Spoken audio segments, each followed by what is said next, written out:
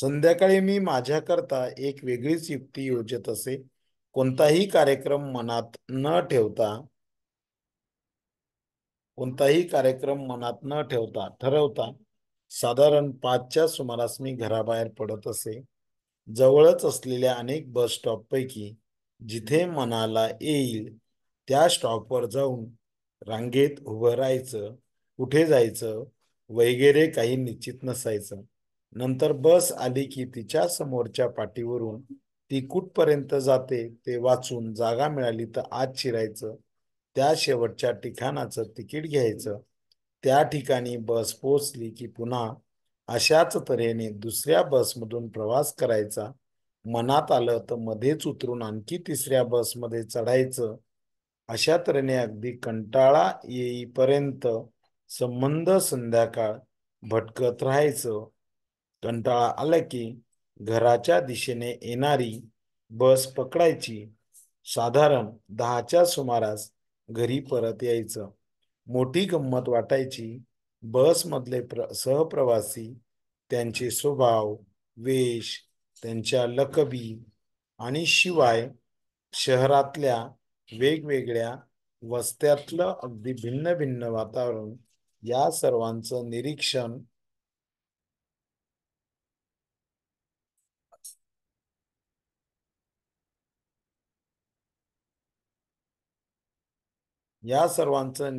करत बसायचं. अनुभवास येणारे निरनिराळे प्रसंग, गमती जमती, भांडणं, कधी कधी मारामाऱ्या सुद्धा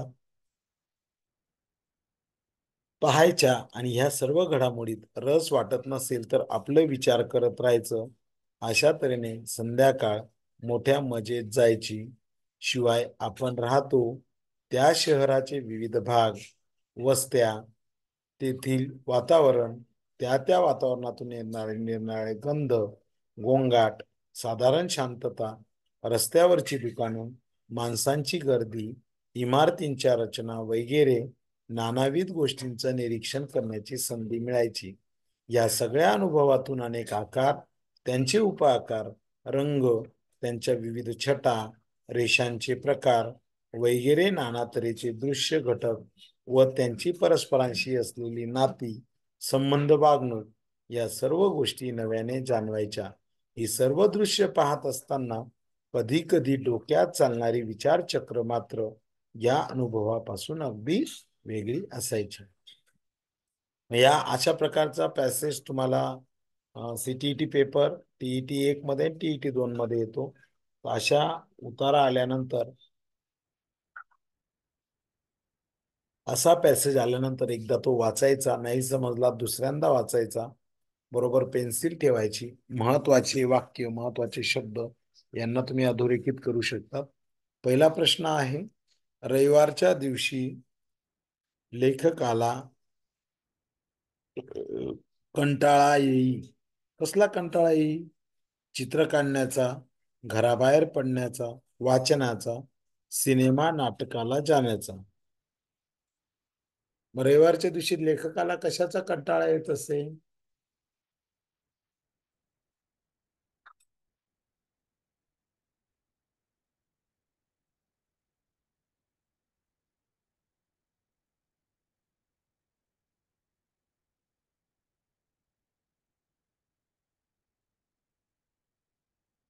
सांगा बरं.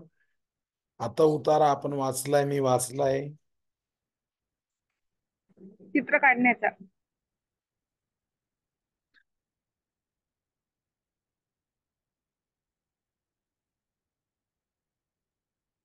चित्र काढण्याची इच्छा नाही. बरोबर. काहीही वाचण्याचा कंटाळा आलेला आहे असं सुद्धा म्हटलंय. तर आपल्या पर्यायामध्ये काय आलेलं आहे बघा. चित्र काढण्याचा. कशाचा कंटाळा आलाय मग? चित्र काढण्याचा आलाय का? वाचण्याचा. काहीही वाचण्याचा लेखकाला काय आलाय? कंटाळा आलेला आहे.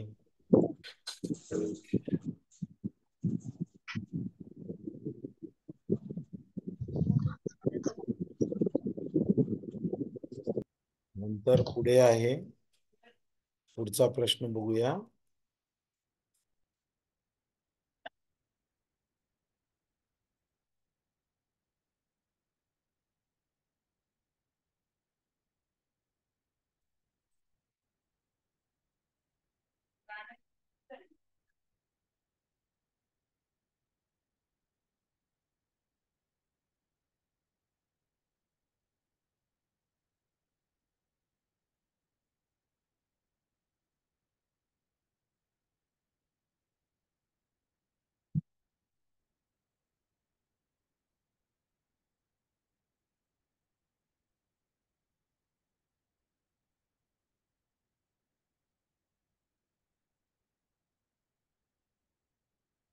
लेखक किती वाजता घराबाहेर पडत असे? लेखक किती वाजता घराबाहेर पडत असे? 5 वाजता. 5 वाजता.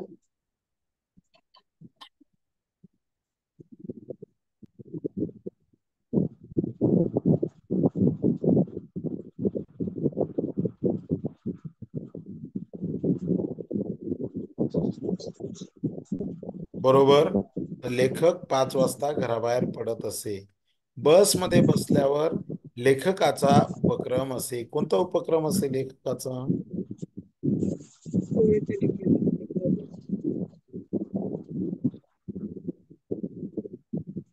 शेवटच्या ठिकाणचे तिकीट काढणे.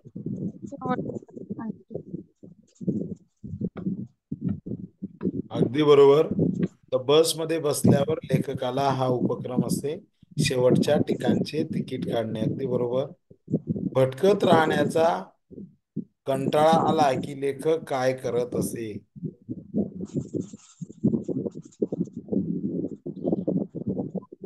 घराच्या दिशेने जाणारी बस पकडत असे. अगदी बरोबर. घराच्या दिशेने जाणारी बस पकडत असे. भटकून भटकून कंटाळा आला तर घराच्या दिशेने जाणारी बस पकडत असे.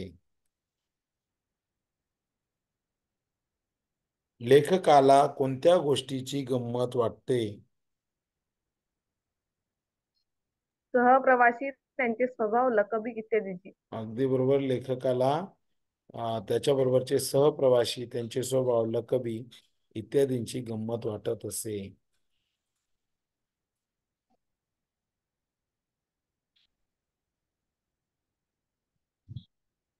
बसच्या प्रवासात लेखकाला कोणकोणते अनुभव येत असेत?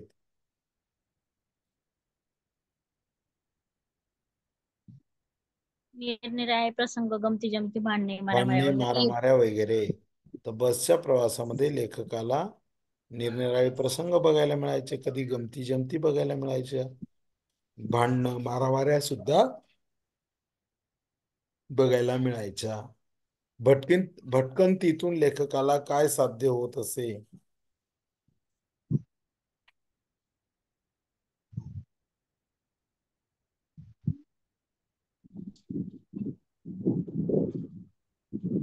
काय होत असे? नानाविध गोष्टींचे निरीक्षण करण्याची अगदी संधी बरोबर. मिळते. तर या भटकंतीमधून लेखकाला नानाविध गोष्टी ज्या निसर्गामध्ये आहेत, बाहेर आहेत, अशा गोष्टींचे निरीक्षण करण्याची संधी लेखकाला मिळत असे. आलेल्या अनुभवातून लेखकाला कोणती गोष्टी नव्याने जाणवायच्या?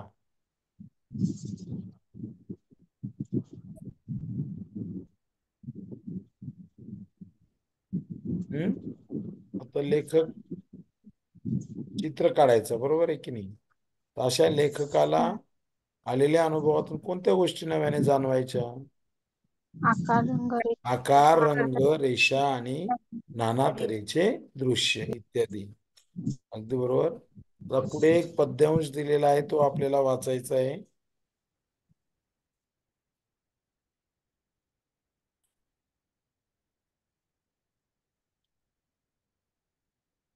त्याला कोण वाचते ही कविता?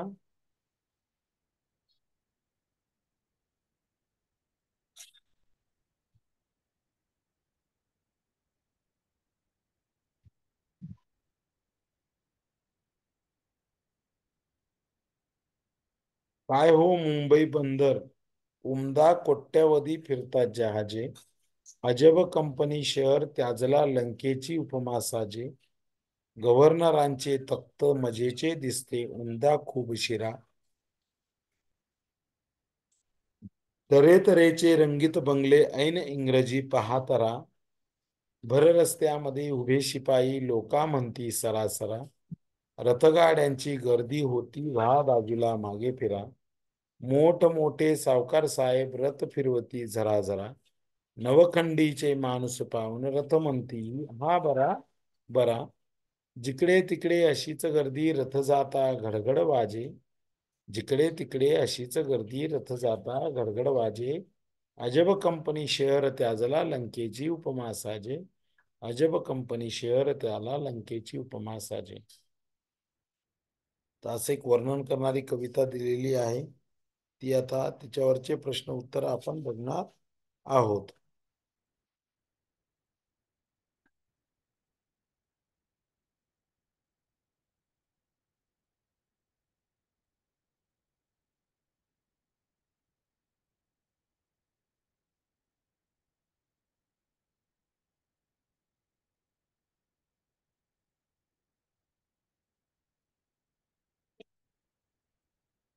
मुंबईच्या बंदरात काय फिरते? भरणे पॅन घाल ना बेटा. मुंबईच्या बंदरात काय फिरते? कोट्यवधी जहाज. कोट्यवधी जहाज. काय हो मुंबई बंदर उमदा कोट्यावधी फिरतात जहाजे, बरोबर. तर मुंबईच्या बंदरात काय फिरते? कोट्यावधी जहाज. मुंबई शहराला कसली उपमा दिलेली आहे? कंपन्या. लंका. कंपन्यांचे शहर, लंका, महानगर, चित्रपट नगरी.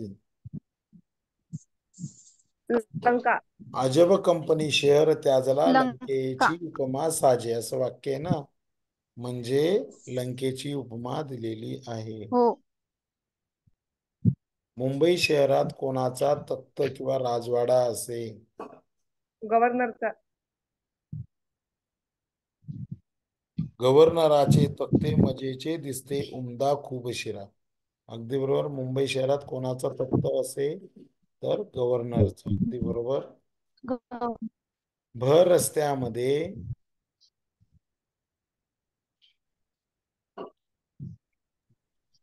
कोण उभे आहे? कोण उभे आहे?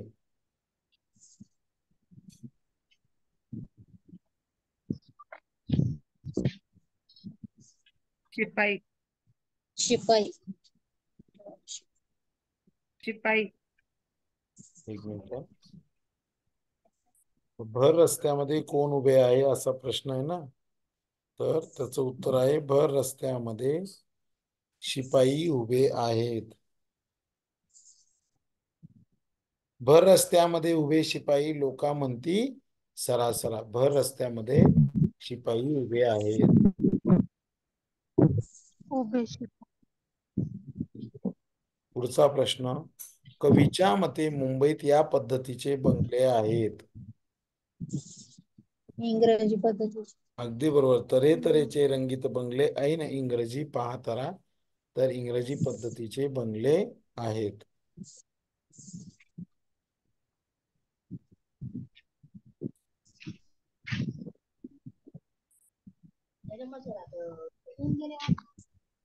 रस्त्यांवर यांची गर्दी होत असे.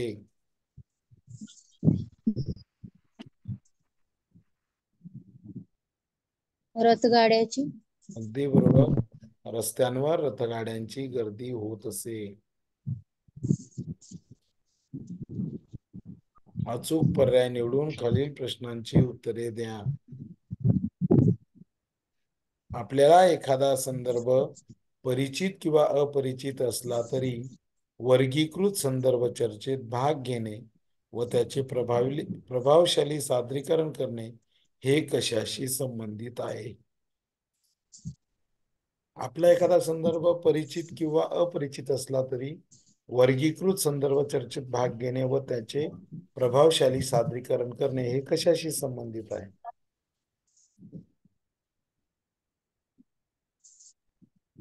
मौखिक संभाषण. वाचन.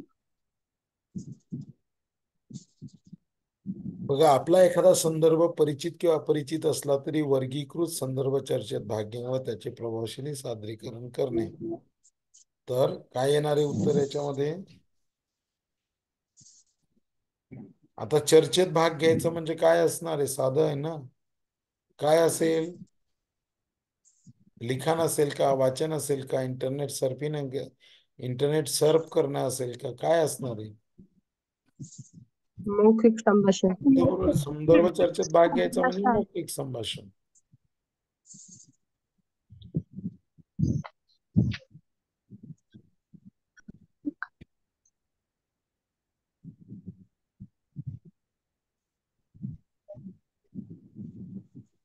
एखादी विद्यार्थिनी बारकाईने वाचते म्हणजे ती काय करते? 4 पर्याय दिलेत बघा.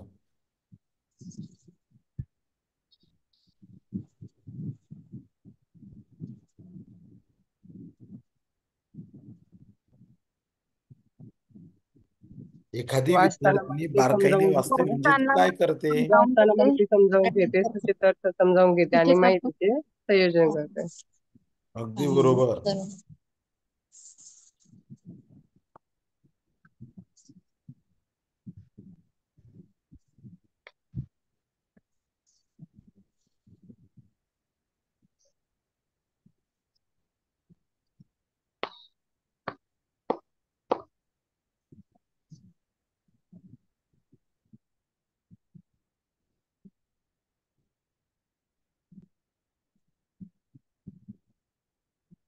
विद्यार्थ्याची अभिरुची मूल्य विद्यार्थ्याची अभिरुची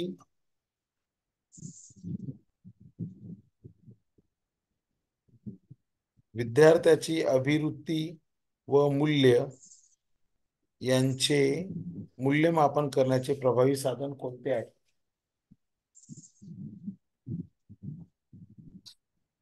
प्रासंगिक नोंदी.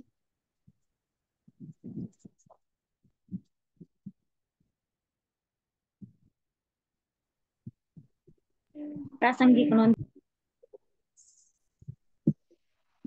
सारांश चाचणी.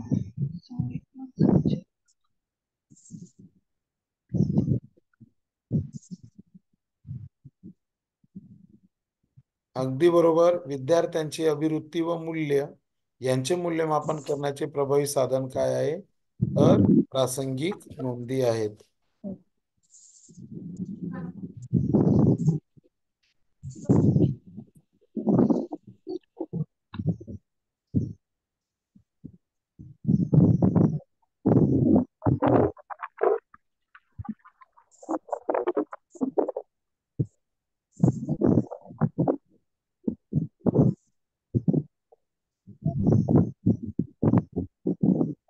इयत्ता दुसरीचे विद्यार्थी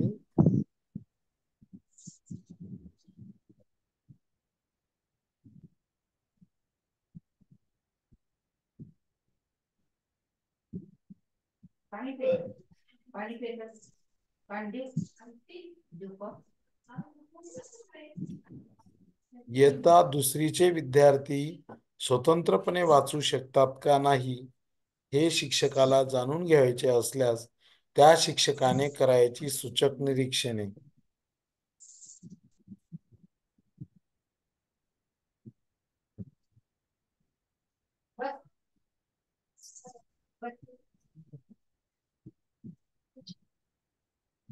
इयत्ता दुसरीचे विद्यार्थी स्वतंत्रपणे वाचू शकतात का नाही हे शिक्षकाला समजा जाणून घ्यायचं असेल तर शिक्षकाने काय करावे? शब्दावरून क्रमवार नजर फिरवतो आणि कठीण शब्दावर आणि अडचण आल्यास ते बोट ठेवतो हे पाहणे. अगदी बरोबर. बोलणे हे बऱ्याच वेळा गृहीत कौशल्य मानले जाते.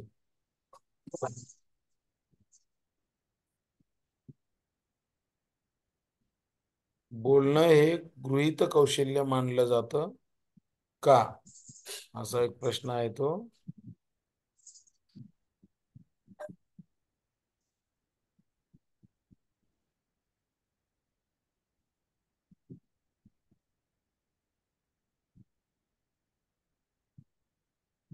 काय झालं?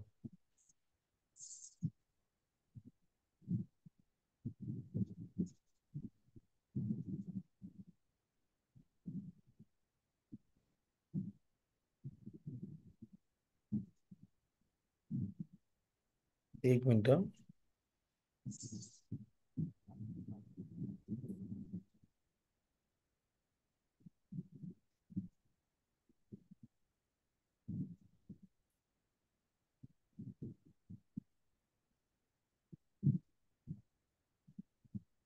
बोलणे हे बऱ्याच वेळा गृहीत कौशल्य मानले जाते. काय कारण आहे?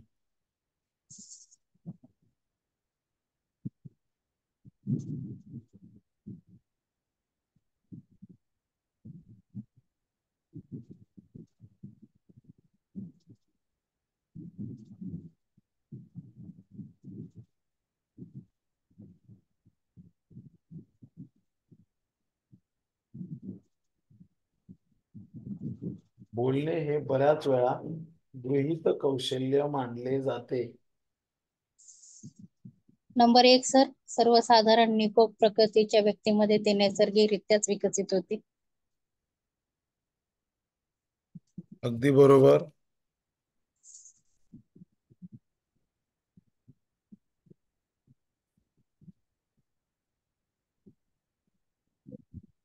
पाच वेगळ्या लोकांनी शाळेविषयी केलेली ध्वनिमुद्रित विधाने ऐका. नंतर तीच विधाने वाचा. अ ब क ड ई हे वक्ते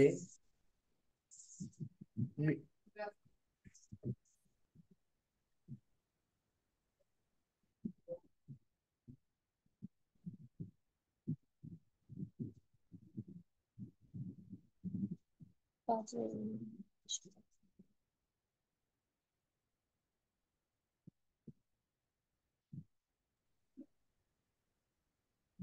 विद्यार्थ्यांची अध्ययन क्षमता, श्रवण क्षमता चाचणी, वय क्षमता चाचणी,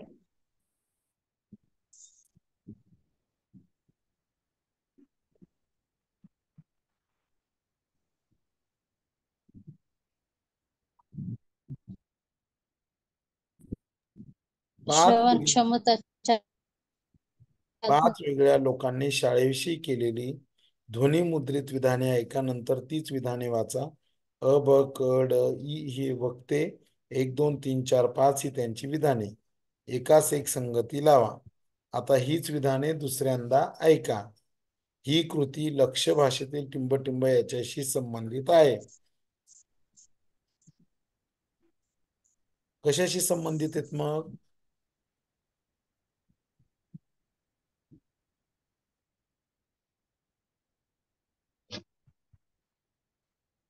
कशाशी संबंधित आहे? श्रवण क्षमता चाचणी, हं? पर्याय श्रवण श्रवण क्षमता चाचणी. पर्याय क्रमांक 4. अगदी बरोबर.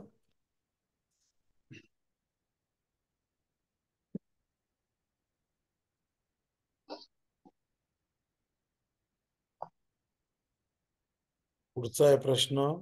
भाषा संपादनाच्या दृष्टीने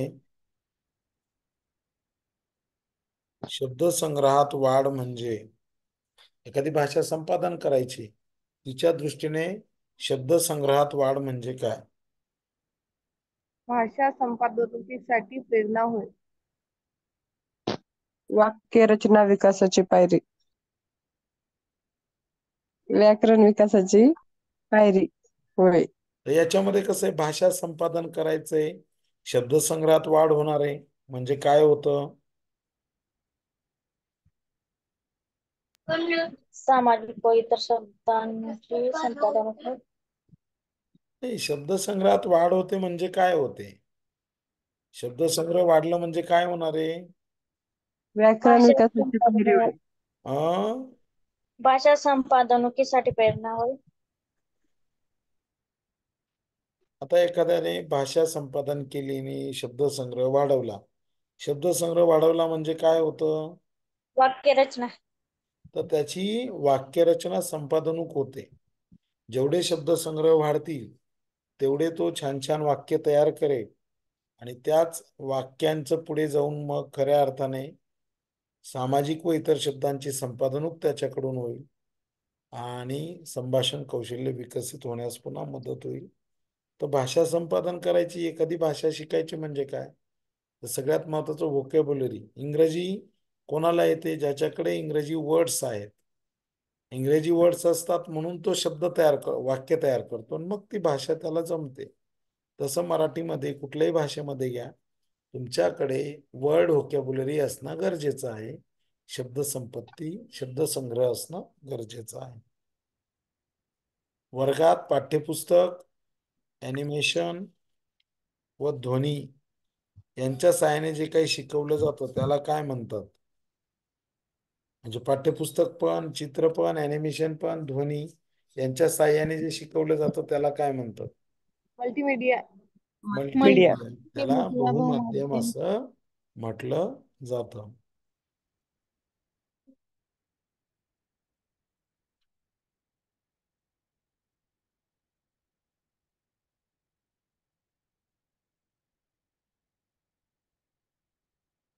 आधुनिक अध्यापन पद्धतीत व्याकरण शिकवताना कशावर भर दिला जातो?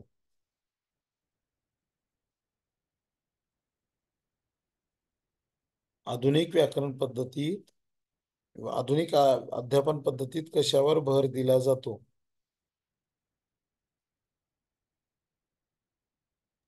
व्याकरण विषयक नियमांचा सराव.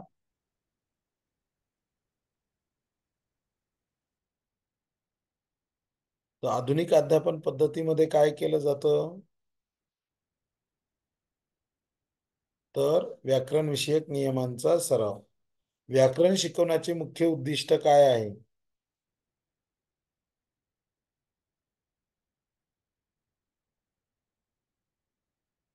विद्यार्थ्यांना व्याकरण शिकवायचंय, त्याचं मुख्य उद्दिष्ट काय आहे? शब्द उच्चार सुधारणा आणि त्यातील अचूकता वाढवणे. काय करणं? शब्द उच्चार सुधारणे आणि त्यामधील अचूकता वाढवणे. अगदी बरोबर. इयत्ता चौथीला दुसरी भाषा शिकविताना त्या भाषेमधला कोणता मजकूर घ्यावा, यासाठी खालीलपैकी कोणता निकष वापरावा?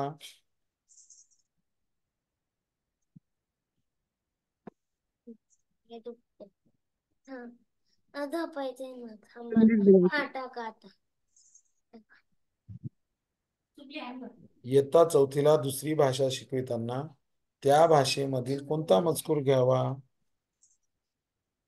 काय निकष वापराल तुम्ही? संदिग्ध भाषा.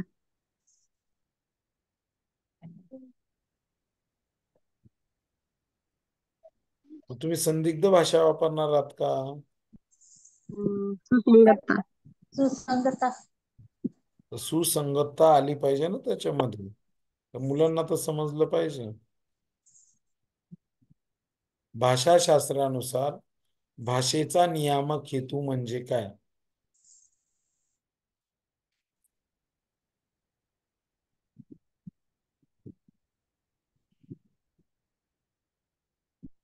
संपर्कासाठी भाषा वापरणे.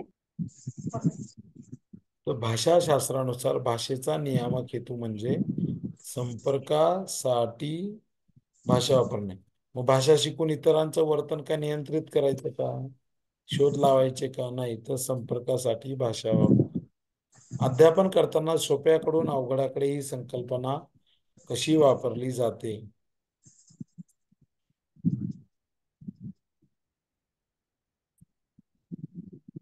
काही कारणामुळे विद्यार्थ्यांना संकल्पना समजली नाही तर ती संकल्पना कशी समजून सांगावी? सर स्पेन दिसत नाहीये व्यवस्थित. दिसतंय का नंबर 4. screen? तर मधून मधून मातृभाषेचा वापर, सॉरी हा शेवटचा प्रश्न आहे का? काय उत्तर आलं तुमचं मॅडम? नंबर 4. चित्रदर्शन व संबंधित वस्तू हाताळणी पद्धती परंतु व्याख्यान नाही. अगदी बरोबर. आणि आजचा शेवटचा प्रश्न आहे, मग थांबूया आपण. वेगवेगळी मातृभाषा असणाऱ्या विद्यार्थ्यांच्या वर्गामध्ये सुसंवादी अध्ययन पर्यावरण निर्माण करण्यासाठी खालीलपैकी कोणते कौशल्य वापरावे लागेल?